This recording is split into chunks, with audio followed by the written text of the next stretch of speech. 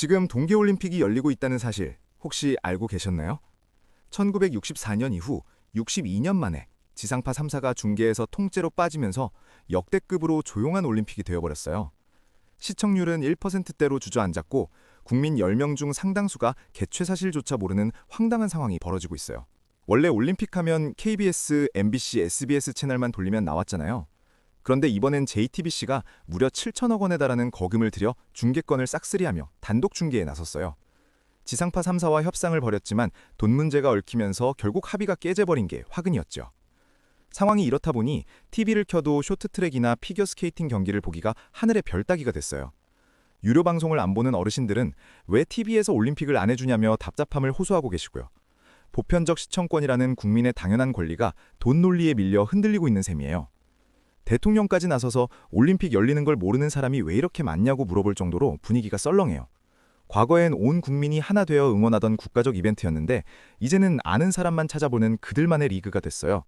이런 현상은 단순한 홍보 부족이 아니라 방송 구조의 근본적인 변화 때문이에요. 가장 큰 피해는 묵묵히 땀 흘려온 우리 선수들이 고스란히 떠안고 있어서 정말 안타까워요. 컬링 국가대표 선영석조는 경기도 중 정전이 되고 심판이 강제로 경기를 종료시키는 황당한 오심을 당했거든요. 예전 같으면 나라가 뒤집혔을 일인데 지금은 독점 중계 여파로 이런 뉴스조차 조용히 묻히고 있어요.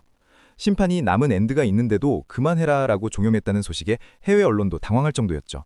하지만 우리나라에선 중계 접근성이 떨어지다 보니 국민적 분노가 모일 통로 자체가 차단된 느낌이에요. 우리 선수들이 억울한 일을 당해도 목소리를 내줄 여론의 힘이 예전만 못한 게 현실이죠. 올림픽 특수를 기대했던 골목상권 자영업자들도 한숨만 내쉬며 텅 빈 가게를 지키고 있어요. 치킨집이나 호프집 사장님들은 올림픽인지도 몰랐다는 손님들 반응에 허탈함을 감추지 못하고 계시고요. 8시간 시차라는 악재까지 겹치면서 야식 주문이나 단체 응원 문화가 아예 실종된 수준이에요. 물가는 오르고 지갑은 닫혔는데 올림픽이라는 즐길거리마저 멀어지니 소비 심리는 더욱 얼어붙고 있어요.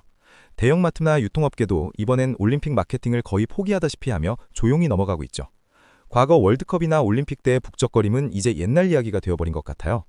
방통위에서도 이번 사태를 심각하게 보고 부랴부랴 법 개정을 준비하고 나섰어요. 국민적 관심사가 높은 경기는 최소한 한 군데 이상의 지상파에서 보여주도록 강제하는 방안을 검토 중이에요. 시장 논리도 중요하지만 모든 국민이 공짜로 볼 수 있는 공공재로서의 스포츠를 지키겠다는 취지죠. 하지만 중계권료가 천문학적으로 치솟는 상황에서 민간 방송사의 희생만 강요할 수도 없는 노릇이에요. JTBC 입장에서도 수천억 원을 투자했는데 이걸 무조건 나눠야 한다면 수익성을 맞추기가 불가능해지거든요. 결국 돈의 논리와 보편적 복지라는 가치가 정면으로 충돌하고 있는 지점이에요. 요즘은 OTT나 유튜브로 짧게 끊어보는 문화가 대세라 지상파의 위상이 예전 같지 않은 것도 사실이에요. 하지만 올림픽은 단순한 컨텐츠를 넘어 우리 사회를 하나로 묶어주는 강력한 접착제 역할을 해왔잖아요. 이런 사회적 연대감이 사라지고 각자 도생식 미디어 소비만 남는 게 옳은 방향인지 고민이 필요해요. 해외에서는 이미 이런 문제를 해결하기 위해 특정 스포츠 이벤트를 무료 중계 리스트에 지정해두고 있어요. 유료 채널이 중계권을 사더라도 공영방송과 반드시 병행하도록 법적 장치를 마련해둔 국가들이 많죠. 우리나라도 이제야 이런 논의가 시작됐는데 소 잃고 외양간 고치는 격이라 아쉬움이 커라. 당장 내일 열리는 주요 경기들도 TV 채널을 이리저리 돌려봐야 찾기가 쉽지 않을 거예요. 스마트폰 앱을 깔거나 유료 채널 가입 여부를 확인해야 하니 디지털 소외계층에게는 문턱이 너무 높아졌어요. 돈 냄새를 맡은 거대 자본이 스포츠 중계를 독점하면서 생긴 피할 수 없는 부작용인 셈이에요. 이번 밀라노 올림픽은 앞으로의 중계권 시장에 큰 정종을 올릴 것으로 보여요. 독점에서 대박을 터뜨릴 줄 알았는데 오히려 대중의 관심에서 멀어지니 광고 수익도 기대하기 힘들어졌거든요. 중계권을 가진 방송사나 중계를 못한 지상파 모두가 패자가 된 기이한 상황이에요.